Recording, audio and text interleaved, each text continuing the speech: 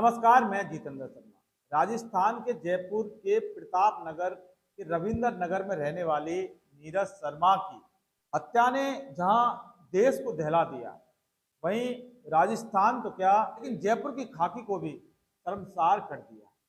आपको लग रहा होगा कि नीरज शर्मा मर्डर केस से जयपुर की खाकी का आखिर क्या संबंध है, क्योंकि नीरज शर्मा की हत्या जिन्होंने की यानी कि स्कॉर्पियो से एक्सीडेंट का एंगल जब दिखाया, लेकिन पुलिस ने उसको हत्या मानकर 7 आरोपियों, जिनमें की मृतका नीरज शर्मा की खुद सगी बेटी है, सगा जेठ है, जिनको जेल भेज दिया और बाकी के आरोपियों को गिरफ्तार कर ही लिया।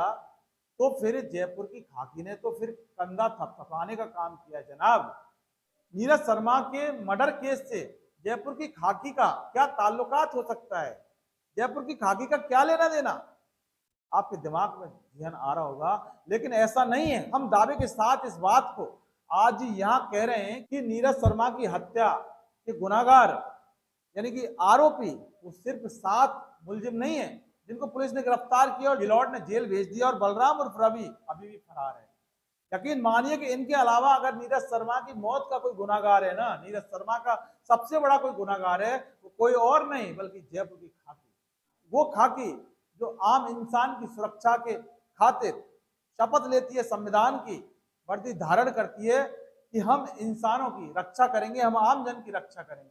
लेकिन यकीन मानिए कि अपने निजी स्वार्थ के फलीभूत चलते कि जयपुर की खाकी इतना बदनाम हो चुकी है कि इंसानों की सुरक्षा तो बहुत दूर की बात, लेकिन जब इंसान इस दुनिया से चला जाते हैं तब भी इस खाकी के ऊपर कोई फर्क नहीं पड़ता। यकीन मानकर कह सकते हैं, दावे के साथ कह सकते हैं, और ये हम हमारी मर्जी से नहीं करें बल्कि खुद नीरज शर्मा के द्वारा उसके हाथ से लिखी हुई ये चिट्ठी, ये तहरीर कहती है। ये तहरीर इस बात की चीख चीख कर गवाही देती है कि नीरज शर्मा का अगर कोई सबसे बड़ा गुनाहगार है तो वो आयुषी नहीं है, बलराम नहीं है, उसका जेठ नहीं है, वो किराए के भाड़े के टट्टू नहीं है जिन्होंने हत्या की। अगर नीरज शर्मा की मौत का सबसे बड़ा गुनाहगार है तो राजस्थान की जयपुर की खाकी है, भजनलाल शर्मा की खाकी है। भजनलाल शर्मा की खाकी ने वर्दी को तार तार कर दिया। यकीन के साथ और दावे के साथ हम ये कह रहे हैं कि हमारे हाथ में ये तहरीर लगी है जो कि सांगानेर थाना पुलिस को दी है, बाकायदा कार्रवाई रिपोर्ट की मार्किंग इस पर हुई है। आप ये देख सकते हैं, हमारी मर्जी से हम नहीं बोल रहे, ये देखिए और हमें बताएंगे कि इस चिट्ठी में क्या लिखा है। अगर समय रहते सांगानेर थाना पुलिस अगर चेत जाती और नीरज शर्मा की इस तहरीर पर कार्रवाई करती तो फिर दावे के साथ हम इस बात की गारंटी दे सकते हैं कि आज नीरज शर्मा मौत के मुंह में नहीं जाती। नीरज शर्मा की हत्या दुनिया की कोई ताकत नहीं करती। आयुषी तो चीज ही क्या है। नीरज शर्मा आज जिंदा होती, नीरज शर्मा आज आपके बीच में होती, नीरज शर्मा आज हमारे बीच में होती, नीरज शर्मा जयपुर के बीच में होती, राजस्थान और हिंदुस्तान के इस दुनिया के बीच में होती। लेकिन जयपुर की खाकी ने वाकई वर्दी को शर्मसार कर दिया। सांगानेर थाना पुलिस ने समय रहते कार्रवाई नहीं की। अगर सांगानेर थाना पुलिस समय रहते इस चिट्ठी को अगर देख लेती, इस चिट्ठी पर अगर गौर कर लेती, एक महिला, एक विधवा महिला, एक अबला नारी तहरीर दे रही है तो एक बार इसको पढ़ने के बाद थोड़ी सी जांच कर ली जाए। एक सिपाही भेज देते जांच करने के लिए, पुलिस वाले, अरे थानेदार साहब नहीं जाते, एसीपी सांगानेर हरिशंकर शर्मा नहीं जाते, कोई बड़ी बात नहीं है, मत जाते, एक सिपाही भेज देते, एक कांस्टेबल भेज देते, एक महिला कांस्टेबल भेज देते नीरज शर्मा के साथ। कि आखिर प्रॉब्लम क्या है, क्या है कल्याण नगर तड़ में, क्यों परेशान हो रही हो, किसने क्या कर दिया? लेकिन नहीं जनाब, एसीपी सांगानेर तो बहुत बड़े वाले अधिकारी हैं, उनको इस तरह की छोटी मोटी जो तहरीर है उनसे कोई लेना देना नहीं होता।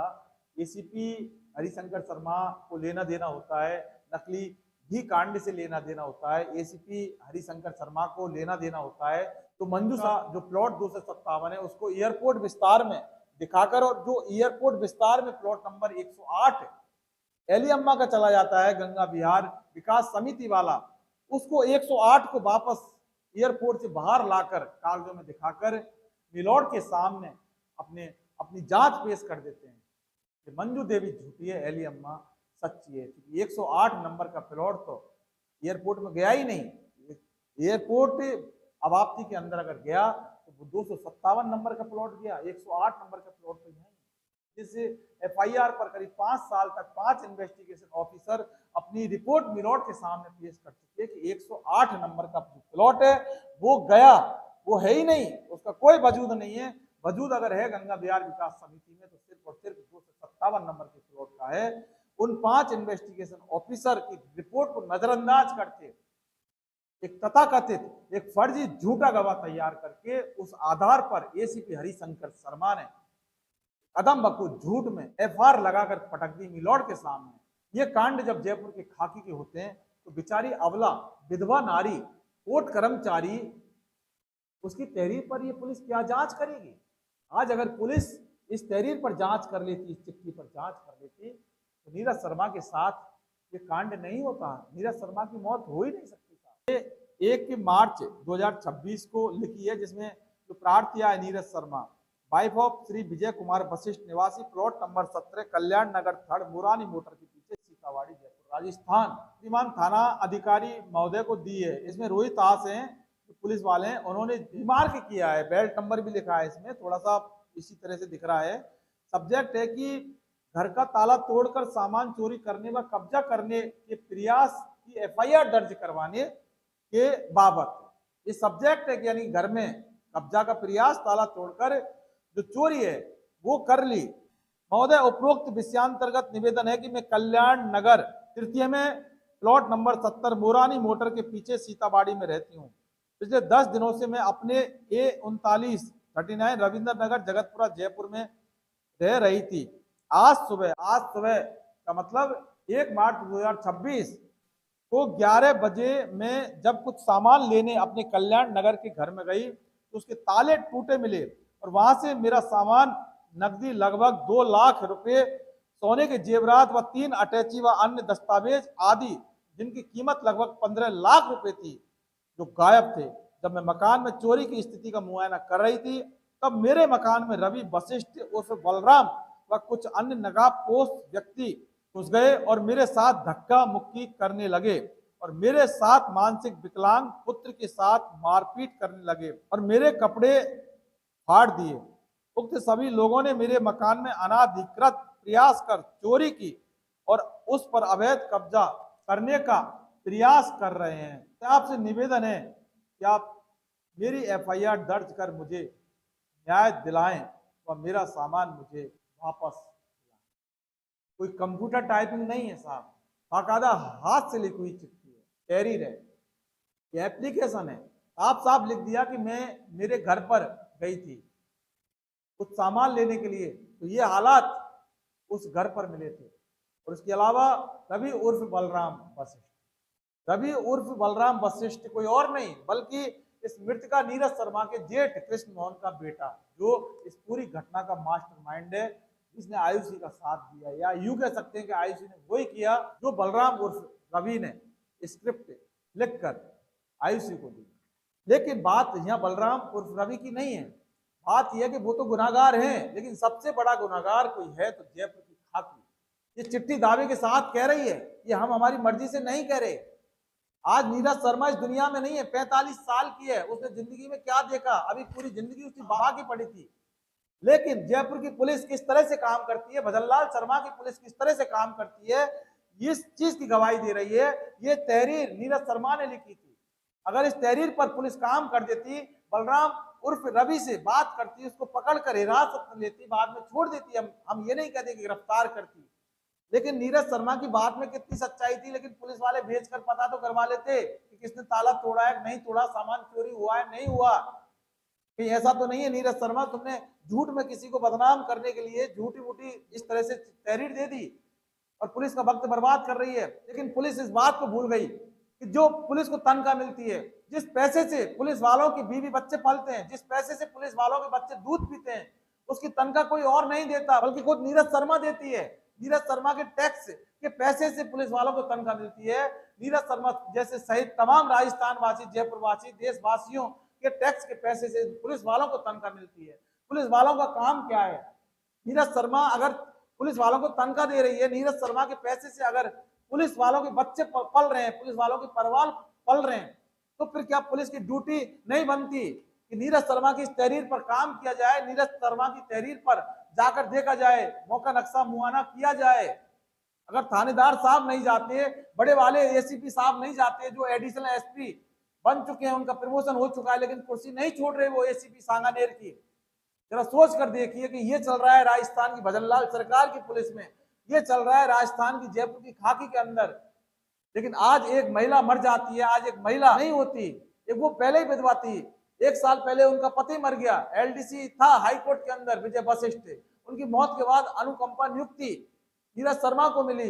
एक छोटा सा बच्चा 15 साल का, वो भी मानसिक विकलांग है, मंद बुद्धि है, और 23 साल की बेटी, वो इसकी जान की दुश्मन बनी हुई थी, जिसने कि इसको मार दिया। लेकिन अगर समय रहते जयपुर की पुलिस अगर इस पर काम कर लेती तो आज नीरज शर्मा नहीं मरती। हम दावे के साथ कहते हैं नीरज शर्मा यही होती। लेकिन सरकार को देखना चाहिए, भजनलाल सरकार को एक्शन लेना चाहिए, सांगानेर थाना अधिकारी के खिलाफ एक्शन लेना चाहिए, बीट अधिकारी के खिलाफ एक्शन लेना चाहिए, और कौन इसका इन्वेस्टिगेशन ऑफिसर बना है, किसने इसको रिमार्क किया है, और ये जांच किस पुलिस वाले को दी है, उसके खिलाफ कार्रवाई की जानी चाहिए। और कार्रवाई नहीं बल्कि उनको पूरी तरह से सस्पेंड करके घर बैठा देना चाहिए। और यहां तक कि एसीपी सांगानेर हरिशंकर शर्मा के खिलाफ भी कार्रवाई करनी चाहिए भजनलाल सरकार के अंदर, अगर थोड़ी सी भी इंसानियत है। क्योंकि बात नीरज शर्मा की मौत की नहीं है साहब, बात इंसानियत की हत्या की है। नीरज शर्मा जब पैदा हुई थी उसी समय विधाता ने, भाग्य ने लिख दिया कि तू आई है और एक दिन चली जाएगी, कोई फर्क नहीं पड़ता। वो 3 जुलाई को चली गई। लेकिन सवाल यह है कि 3 जुलाई को अगर उसकी मौत हुई तो किस रास्ते से हुई, किसने की, क्यों की, और उससे पहले ये जो चिट्ठी है 1 मार्च 2026 की, इसके अंदर क्या लिखा है, क्या शिकायत थी, क्या शिकवा था, कौन था ये बलराम और फिर रवि वशिष्ठ, इसका नाम क्यों लिया, किसी और का नाम क्यों नहीं लिया, इन अटैचियों का मामला क्या था।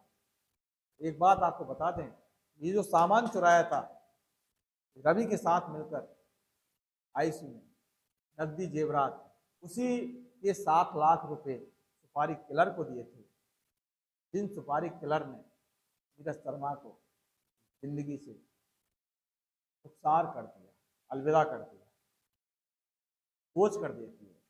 अभी भी आप ये कहेंगे नीरज शर्मा की हत्यारी, माना कि आयुषी शर्मा है, नीरज शर्मा के हत्यारे उसके खास रिश्तेदार हैं, जेठ और जेठ का बेटा है, और नीरज शर्मा के हत्यारे वो और जो किराए के भाड़े के टट्टू हैं, जिनको आयुषी शर्मा ने और उनके जेठ और जेठ के पुत्र ने हायर किए। लेकिन क्या बात सिर्फ इतनी भर रह जाती है? क्या जयपुर की खाकी का कोई लेना देना नहीं है नीरज शर्मा की मौत से? क्या जयपुर की खाकी वर्दी गुनाहगार नहीं है नीरज शर्मा की मौत की? क्या नीरज शर्मा की मौत के गुनाहगार ये सिर्फ 7 आरोपी जो गिरफ्तार है और जो फरार है वही है? जयपुर की खाकी का कोई कनेक्शन नहीं है नीरज शर्मा की मौत से? हम कहते हैं कि नीरज शर्मा की मौत का अगर सबसे बड़ा कनेक्शन है तो वो सिर्फ और सिर्फ जयपुर की खाकी का है। और यहाँ तक कि नीरज शर्मा की मौत का अगर सबसे बड़ा गुनाहगार कोई है तो फिर राजस्थान की भजनलाल शर्मा वाली जयपुर की खाकी, उसमें भी सांगानेर थानाधिकारी और सांगानेर दत्ताधिकारी। आपको बड़ा अजीब लग रहा होगा कि आखिर हम क्या बोल रहे हैं, लेकिन ये हम नहीं बोल रहे साहब, ये जो 2 पन्ने की तहरीर नीरज शर्मा ने 1 मार्च 2026 को लिखकर सांगानेर थाने के अंदर दी है, जिसको बाकायदा रिमार्क किया गया है पुलिस के द्वारा, दस्तावेज चीख चीख कर इस बात की गवाही देता है नीरज शर्मा की मौत की जिम्मेदार राजस्थान की जयपुर वाली खाकी आयुषी और बलराम और जो अन्य बहुत बाद में आते, बहुत बाद। अगर पुलिस पढ़ भी लेती, थोड़ी बहुत भी अगर वर्दी की लाज होती, आज नीरज शर्मा वहां नहीं होती, नीरज शर्मा यहाँ होती, आपके बीच में होती। नीरज शर्मा आज वहां चली गई जहां से कोई कभी वापस आया और नहीं आ सकता। यही दुनिया का शाश्वत सत्य, इसे डिनाय नहीं किया जा सकता, इसे इग्नोर नहीं किया जा सकता, इसे झुटलाया। नमस्कार।